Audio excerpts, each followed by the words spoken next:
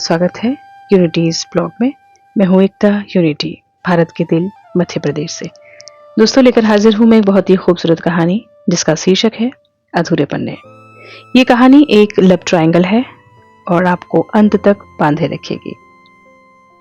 अगर आप मेरे चैनल पर नए हैं तो मुझे लाइक सब्सक्राइब करना मत भूलिएगा और कहानी पसंद आती है तो इसे शेयर जरूर कीजिएगा। चलिए शुरू करते हैं। आरव शहर की एक पुरानी लाइब्रेरी और कैफे में बैठकर लिखने वाला एक शांत लेखक। उसकी दुनिया किताबों, स्याही की खुशबू और मीरा के इर्द गिर्द सिमटी है। मीरा कला की दीवानी जो बारिश में भीगना पसंद करती है, हर बात में जिंदगी ढूंढती है, लेकिन भीतर से वो एक ऐसे हमसफर की तलाश में है जो उसकी रूह को समझ सके। कबीर आरव का बचपन का दोस्त, आजाद परिंदा, वाइल्ड लाइफ फोटोग्राफर। वो जहां जाता है रोशनी बिखेर देता है। वो दिल का बुरा नहीं है, बस वो चीजों को बहुत आसानी से पा लेने का आदी है। दोस्तों, कुछ मोहब्बतें शोर नहीं मचाती, वो चुपचाप दिल के किसी कोने में सुलगती रहती हैं। आरव की मोहब्बत भी कुछ ऐसी ही थी।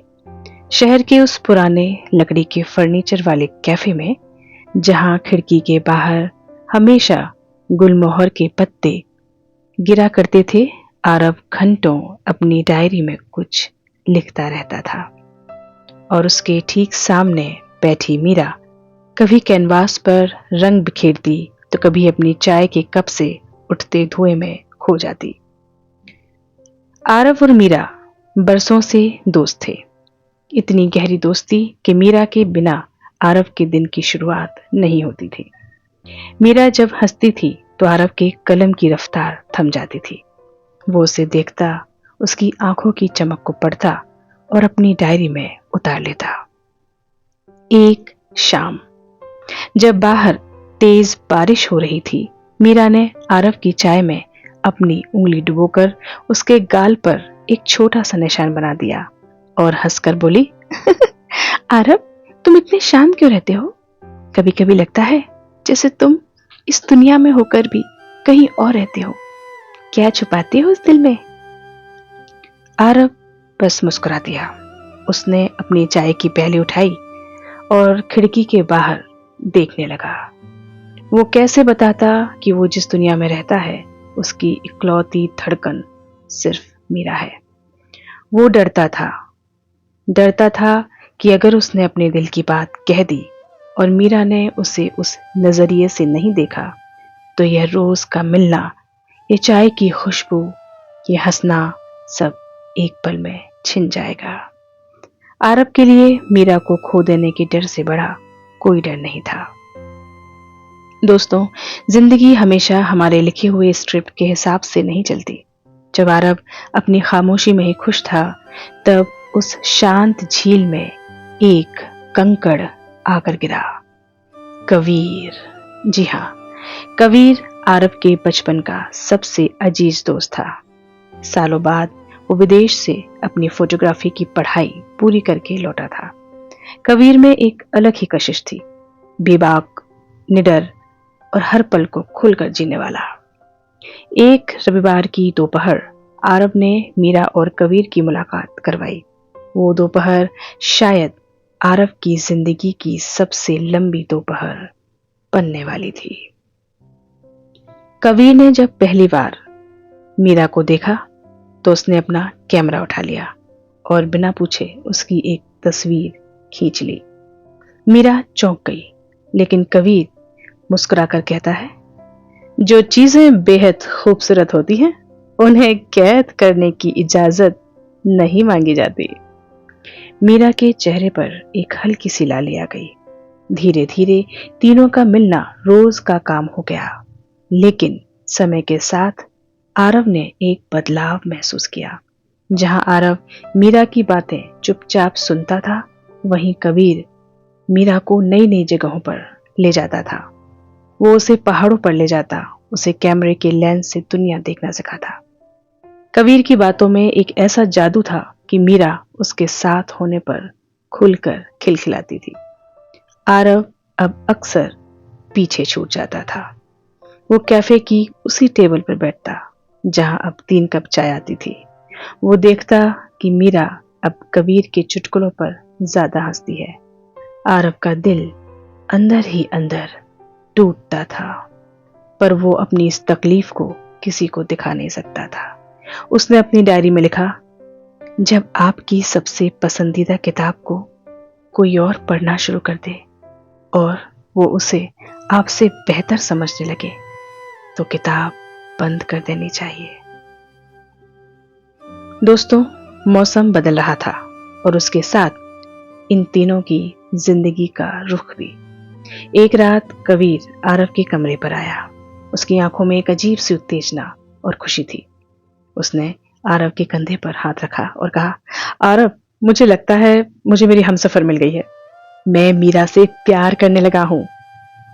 जब वो मेरे कैमरे के फ्रेम में होती है तो मुझे लगता है मेरी पूरी दुनिया मुकम्मल हो गई है। मैं कल उसे प्रपोज करने जा रहा हूं। आरव के सीने में जैसे किसी ने खंजर घोंप दिया हो।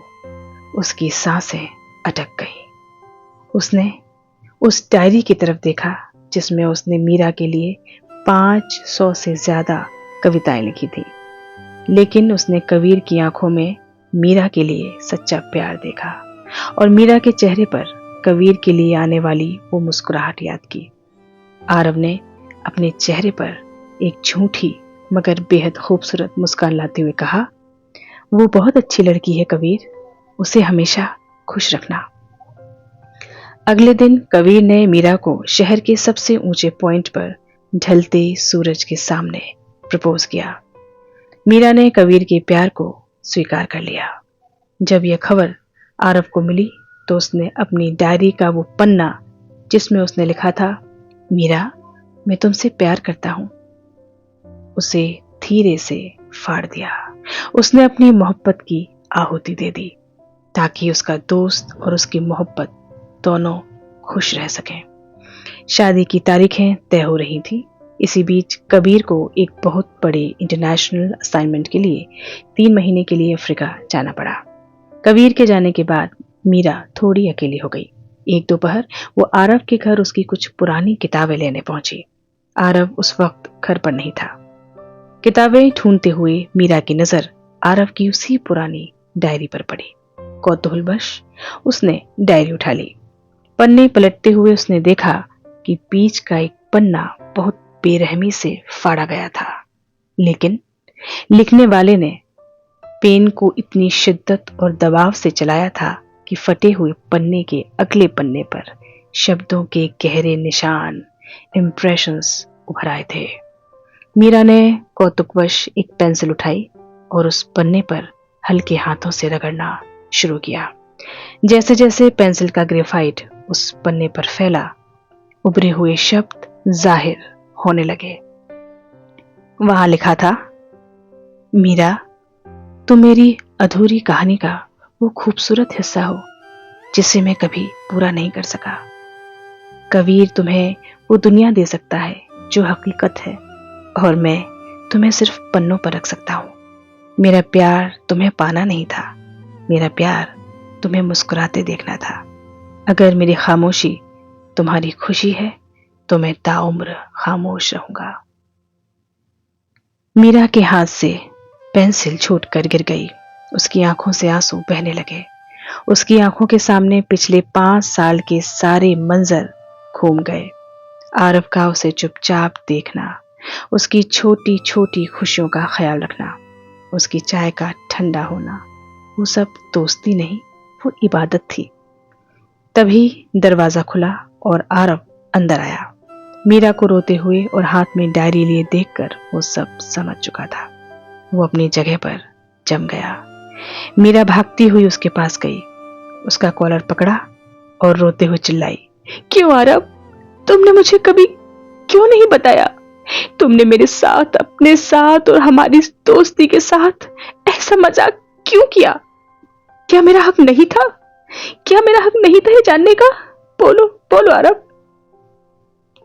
आरव की आंखों से भी एक आंसू टपका। उसने धीरे से मीरा के हाथ अपने कॉलर से हटाए, उसके आंसू पोंछे और बेहद शांत आवाज में कहा, अगर मैं बता देता मीरा तो तुम आज दुविधा में होती।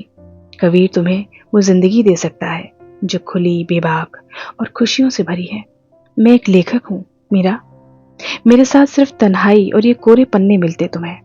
कबीर का प्यार तुम्हें जीना सिखाता है, और मेरा प्यार तो सिर्फ तुम्हें खुश देखना चाहता है, चाहे वो खुशी किसी के भी साथ हो। मीरा उस शाम आरव के घर से लौट आई। कबीर का फोन आ रहा था, लेकिन मीरा ने फोन नहीं उठाया। वो अपनी खिड़की के पास बैठकर बारिश की बूंदों को देख रही थी। एक तरफ वो कबीर था जिसके साथ उसने अपनी जिंदगी के सबसे हसीन और जिंदा दिल पल बिताए थे, जिससे वो प्यार करने लगी थी, और दूसरी तरफ आरव था जिसकी खामोश मोहब्बत की गहराई उसको नापना शायद इस समंदर के लिए भी मुमकिन नहीं था, जिसने उसके लिए अपनी पूरी कायनात कुर्बान कर दी थी। जिंदगी कभी कभी हमें ऐसे मोड़ पर लाकर खड़ा कर देती है जहां कोई भी रास्ता चुनो, दिल का एक हिस्सा हमेशा के लिए टूट जाता है। मीरा आज भी उस खिड़की पर बैठी है, दो राहों के बीच। दोस्तों, आरव की इस खामोश कुर्बानी और मीरा की इस असमंजस ने मुझे झकझोर कर रख दिया। आपको क्या लगता है, क्या आरव का अपनी मोहब्बत को छुपाना सही था? और अब मीरा को क्या करना चाहिए? उसे कबीर के पास जाना चाहिए या आरव के उस गहरे निस्वार्थ प्यार को अपनाना चाहिए? अपनी राय मुझे नीचे कमेंट बॉक्स में जरूर बताइएगा। आपकी प्रतिक्रिया का मुझे इंतजार रहेगा। अगर इस कहानी ने आपके दिल को छुआ हो तो वीडियो को लाइक करें, अपने दोस्तों के साथ शेयर करें, और हाँ, चैनल को सब्सक्राइब करना मत भूलिएगा। मिलते हैं अगली कहानी में। तब तक के लिए अपना ख्याल रखिएगा। मैं हूँ एकता यूनिटी, भारत के दिल, मध्य प्रदेश से। मुझे सुनते रहिएगा, और अगर मेरी और कहानियां सुनना चाहते हैं तो डिस्क्रिप्शन बॉक्स में मैं लिंक पोस्ट कर दूंगी, वहां से आप मुझे सुन सकते हैं। धन्यवाद।